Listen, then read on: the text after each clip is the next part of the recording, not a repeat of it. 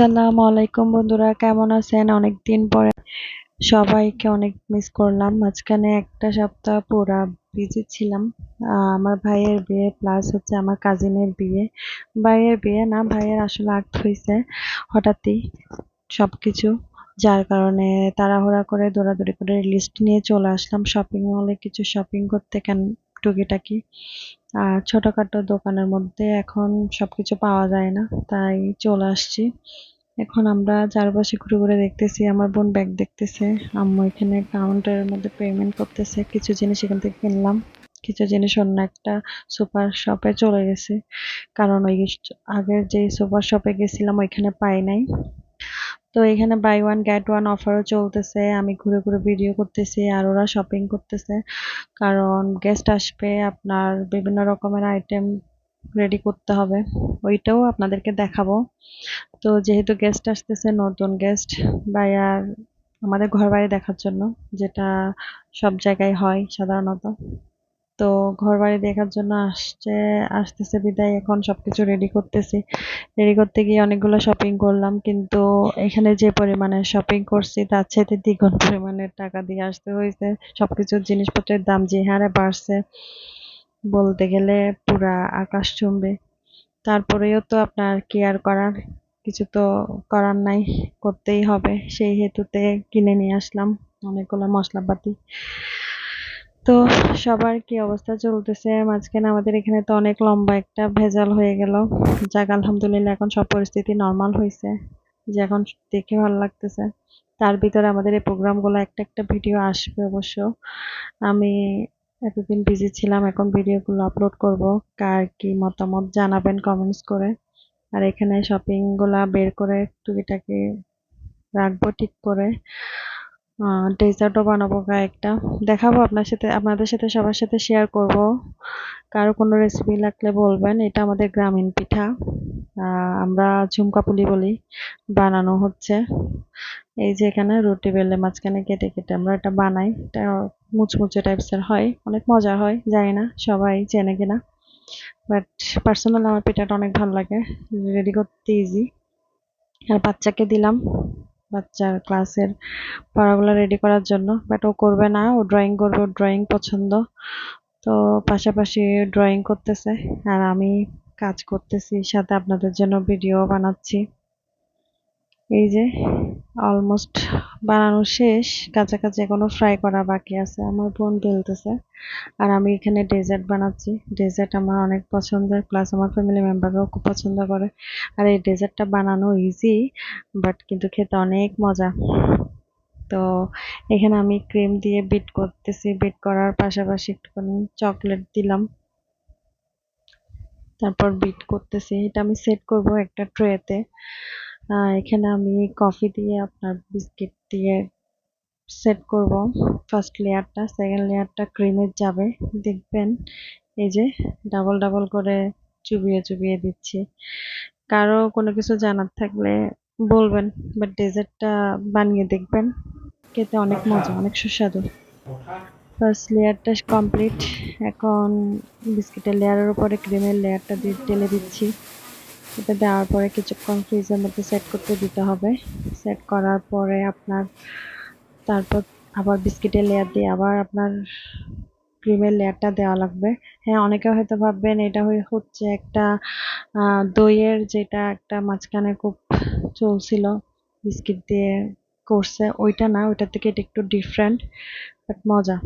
তো সেট করতে দিলাম, এদিক দিয়ে আম্মু ভাজাভুজি করতেছে, ভাজা শেষ পিঠাগুলা।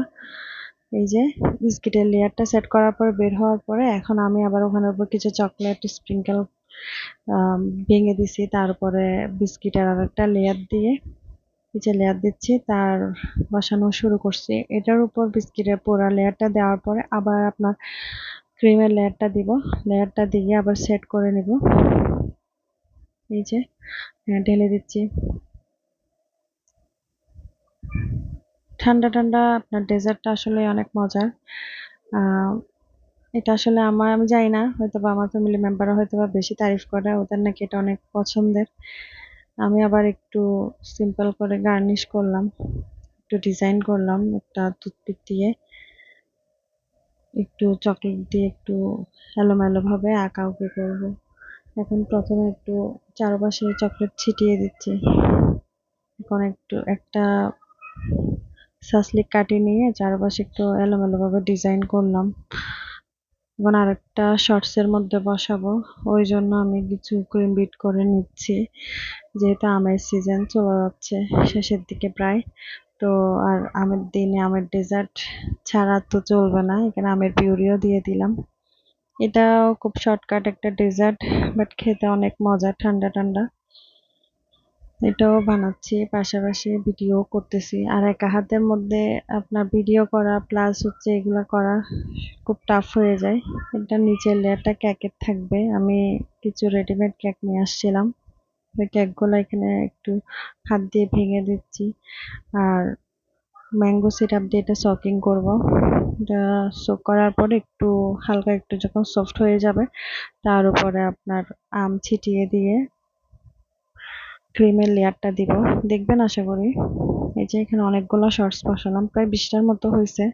আপনার 1 কাপ ক্রিম দিয়ে, 1 কাপ ক্রিম, তারপর হচ্ছে কনডেন্স মিল্ক আর ক্রিম চিজ। এই যে আমি এখানে দিচ্ছি, এটা হচ্ছে আপনার ম্যাঙ্গো সিরাপ। ম্যাঙ্গো সিরাপ না থাকলে আপনি ম্যাঙ্গো জুস দিতে পারেন, ম্যাঙ্গো জুস না থাকলে আপনি ট্যাং দিতে পারেন, তাও না থাকলে আপনি যে কোনো কিছু আপনাদের একটা স্যুপ করার জন্য দিয়ে দিলেই হয়ে গেছে। এই যে অলমোস্ট দেওয়া শেষ। এখন আমের ছোট ছোট টুকরাগুলো দিয়ে দিচ্ছি, মুখে আমের টুকরাগুলো লাগলে অনেক মজা লাগবে, সেই হিসেবে কেকের উপরে আমের টুকরাগুলো দিচ্ছি। দেওয়ার পরে উপরে জাস্ট ক্রিমের লেয়ারটা দিয়ে দিব, সেট হতে ফ্রিজে রাখবো। সবগুলোতে দেওয়া শেষ মোটামুটি, তার সত্ত্বেও কিছু রয়ে গেল, ওখান থেকে যদি কিছু বেঁচে যায় ওগুলো উপরে গার্নিশের জন্য রেখে দিতে পারবো। তো সবার কি অবস্থা, কেমন চলতেছে? এই যে আমার ক্রিমের ব্যাটারটা রেডি, এখন দিয়ে ঢেলে দিচ্ছি।